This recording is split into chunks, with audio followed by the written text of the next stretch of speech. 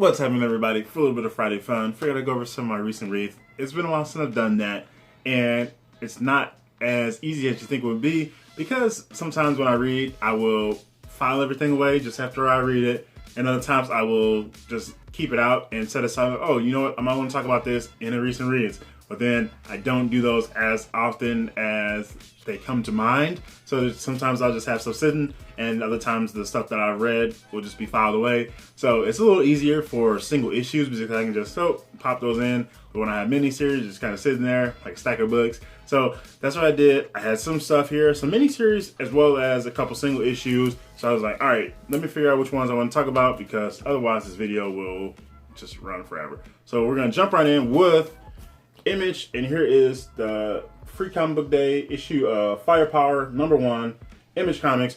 We have this new series, Robert Kirkman, Chris Samney, and this one is kind of funny because the first two, it was the Free Comic Book Day issue, and then there was the first two issues that dropped on the same day, and I believe there's also a trade prequel series. They just dropped a whole lot of stuff for Firepower, and I think it was, I don't know if it was because of just publishing ramping back up, and it was like, all right, we would have like pushed all this stuff out a bit more, I don't know, not sporadically, but a bit more spread out, and then I don't know what happened. So, but that's just the side of publishing, whatever. So anyways, Firepower Free Comic Day issue just kind of goes into this dude's life, and it almost, I was like, oh, please don't end up being like just some kind of white savior kind of story and go into Iron Fist kind of territory. So it's like, all right, please don't be like this. And to my surprise, and to my glee, I guess you could say, it wasn't.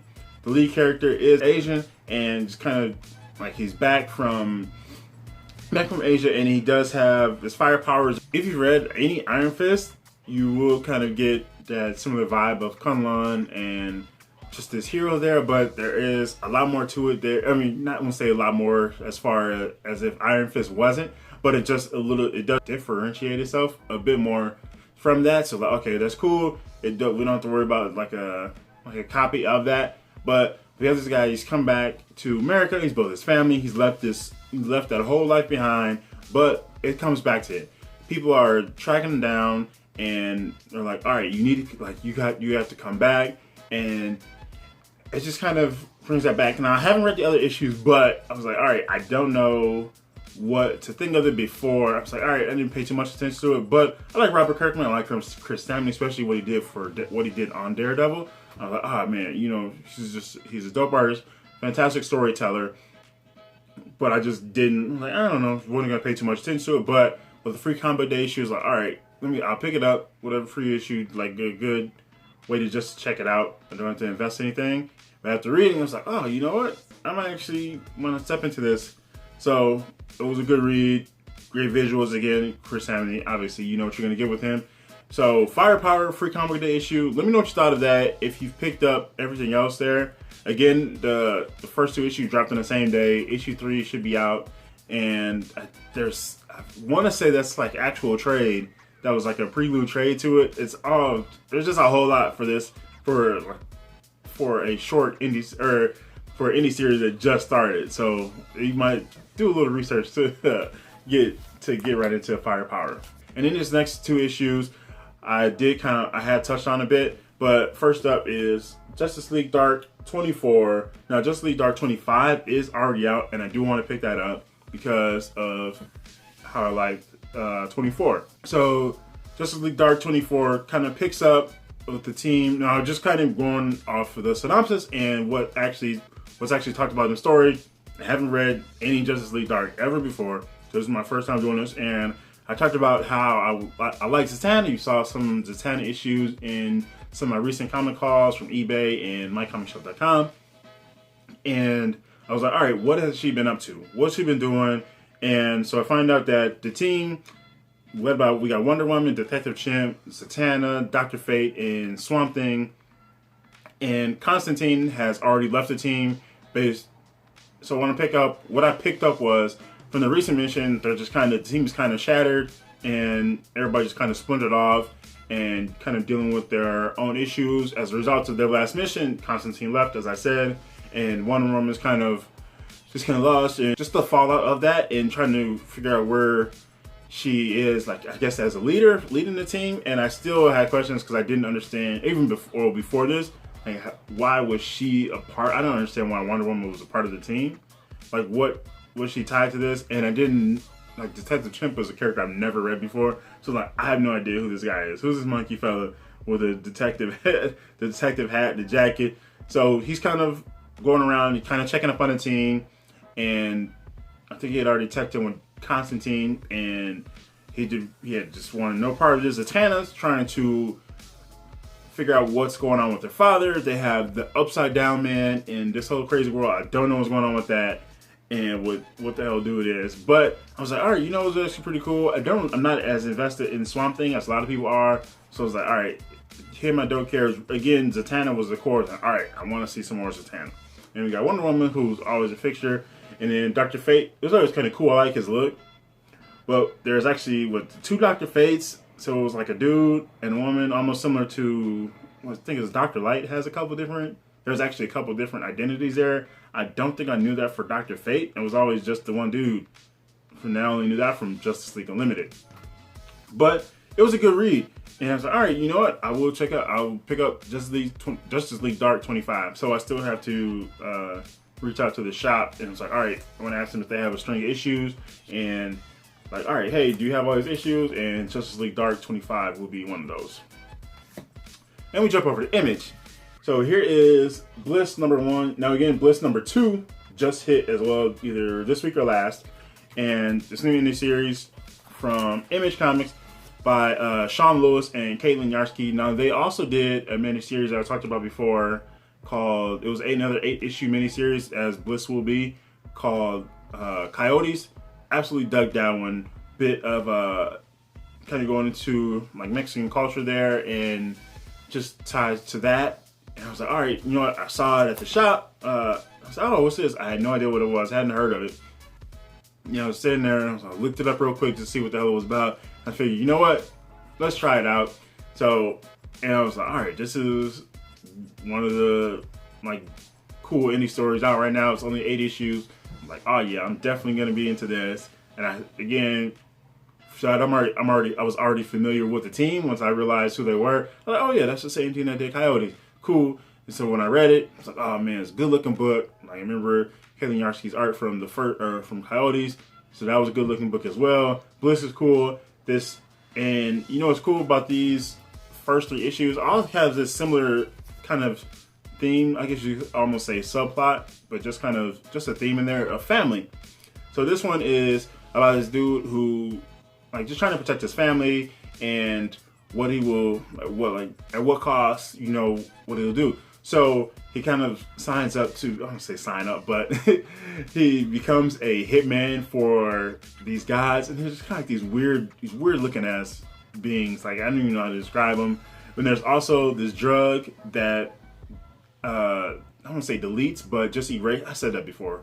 I don't know why delete is the first thing that comes to mind, but erases people's memories of, I don't know if it's a certain time period, but it's either a certain time period or just a certain, like, just a set of memories that, all right, they do this thing for the guys, and then this drug erases that time, so they get what they want out of it, and then the guys get these people to have these people to just complete a certain task, complete a mission for them, and they won't have the memory of doing that thing. So it's kind of just an exchange for that. So I was like, all right, you know, just cool indie story. That's what you're going to get with a lot of indie books. Just these wild stories and just premises all over the place. People just letting their imaginations run. You get all types of creative for that. So I did get Bliss #1, and again, Bliss #2 dropped this week or last week. I completely forgot already, but I'm definitely gonna pick this up. So Bliss #2 or Bliss #1, Image Comics.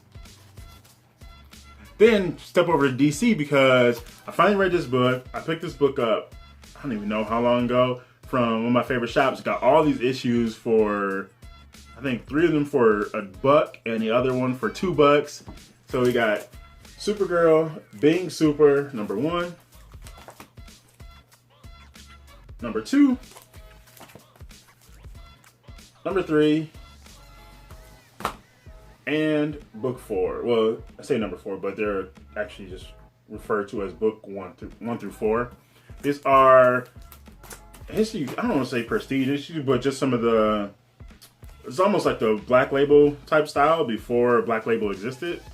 This is from 2016.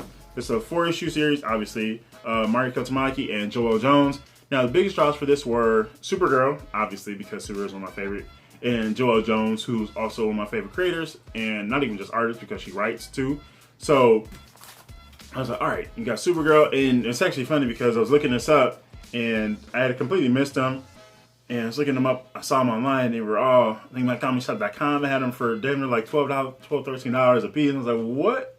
Why? Like, and I just happened, you know, some certain shops will, you know, just put stuff in their back issues, and I was able to get them all for what, $4 or $5. I think one of them, again, I think it might have been $2. I'm not sure, but I was like, all right. So Supergirl Being Super is kind of a look back at, I don't know, maybe I guess you would call it a reimagining of Supergirl's origin.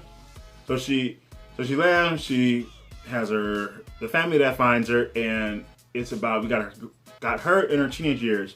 So it opens up with her and her family. So she's already here, her and her family, her adoptive mom and dad, and then her 2 best friends. They all run track together, and they have this coach who's, I'm trying to figure out how spoilery I want to get here. I won't go too far into it, but just kind of give you a basic rundown. Like, they have this coach who cares about them. She's always checking in on them. And the town, during a track meet, has, like, there's just this massive earthquake. And it was never picked up by any seismic scanners or anything like that. So the town is suddenly thrown into that. Characters die, and it kind of deals with the fallout. So that happens early on, and then the rest of the story, the rest of the issues, the rest of the first book, and the stories follow up with that. The characters dealing with these deaths and how's the town kind of come to grips with that. And Supergirl's dealing with, all right, so her powers. At certain point, her powers start to fail, and during this track meet, she loses one of her best friends while her powers have failed. Now, prior to that, she kind of experienced that just doing regular stuff, but now she's in an emergency where she absolutely needs her powers, and they fail her. So she kind of deals with the aftermath of that. Her and her other best friend, like, just bonding still, and just kind of reeling from losing their, I guess I'm gonna just say their third friend. I'm gonna say the triplet, but that's just how close they were. So they're kind of just facing that and dealing with everything that happens at school, and she's dealing with her powers as well. And as the story continues, along with her powers, there's this faint plea for help that she kind of hears. She hears this subtle cry, help me, and I believe he's calling out to her, Kara. So eventually, again, I try to avoid spoilers, but she finds him, and it turns out to be another person from Krypton. So he's here, and Kara finds out that he's been tortured, and they're trying to use these Kryptonian powers and try to harvest them as a renewable energy source for Earth. She rescues him, and like they're just kind of like bonding over like whatever happened to Krypton. She tells him, like, dude, like, Krypton's gone, like, it's over, like, the world is lost. He doesn't believe her, he thinks he's a liar. And again, I am trying to step lightly because I don't want to spoil anything. I've noticed that about when I've talked about stuff in the past. I'm like, all right, I go too far into it. I'm like, oh, I didn't mean to spoil that unintentionally. So I was gonna say, like, just cut that off there. But it was a good read. Again, this is about exploring or reimagining her origin story, and I didn't even know really what it was going into it. I had barely looked at the premise. I just saw there was another Supergirl story that I missed, so I just picked them up. Like, didn't even really look it up. So I was like, all right, this is Supergirl, and I'm always down for that. But it was kind of cool. It's a good read. So like this press, I don't know what you would call it. It is like a Black Label format because it is kind of a thicker book. You can kind of see there. I don't remember how many pages it is, and they are all square bound. So Supergirl Being Super. So that was just some of the recent reads that I had kind of set aside and just still kind of had stuck out. Some of them I had been working on writing reviews for, Justice League Dark and Bliss. So that's why those were happening to still be out. And then Firepower. And then this is some other stuff that I had I was just, again, just some stuff that I just hadn't filed away because they were just kind of recent reads. And I was like, all right, just kind of stack them there. Maybe I'll talk about them. Maybe I won't. We'll see. But yeah, so that was that. We got those three I mentioned there, and then Supergirl being super. Actually, all good reads. I will say, I was like, all right, Jola Jones is Supergirl, and she's done some other DC stuff with Catwoman. She's been a huge part of the current Catwoman rebirth run, I guess you could say. And from the beginning, and then doing a lot of covers still later on, and some writing. So I was like, all right, I want to see some Jola Jones Supergirl. And now this is from a few years ago. Again, this is from 2016. So I was like, all right, and since it's not a traditional kind of full-on superhero, it is like superhero story, but since it's her origin, it's not gonna be. There wasn't a whole lot. So I was like, all right, I want to see her draw Supergirl, like. And not full time, maybe not full time, but I mean, at least, I mean, I would be cool with that too. But I mean, just something where it's a full, like, current Supergirl story, and we're get a lot more action and like fully costumed up and dealing with bad guys and just other DC characters in there. I would like to see that because I would just want to see how she kind of does that and represents that. So that's that. So yeah, those are just some of the recent reads that I've had. Again, I just want to talk about because it's been a while since I've done that. So let me know what you thought of these. Have you heard of any of these? What do you think? Again, we got, and it's all kind of cool because there's a similar theme of family through all of these, from Supergirl, her adoptive family, her best friends, who she considers family, Bliss, the man willing to do what he can to protect his family, Justice League Dark, Zatanna, and her father trying to figure out his whereabouts and what to do to save him. And then her team, of course, I don't know if they would consider themselves family, but you have that. And then Firepower, a man trying to leave his past behind as he's kind of built his family, married, he has kids. So there's family, a through line there, unintentional theme through all of these books the books I just happened to pick to talk about just kind of have that theme going through them. So I thought that was kind of cool. So yeah, let me know what you thought of those. What have you read recently? Any cool stories? Maybe some some surprising reads. Again, Justice League Dark was one of those. Like, oh, you know what? I actually enjoyed that one, and I didn't know what to expect. Any of those for you?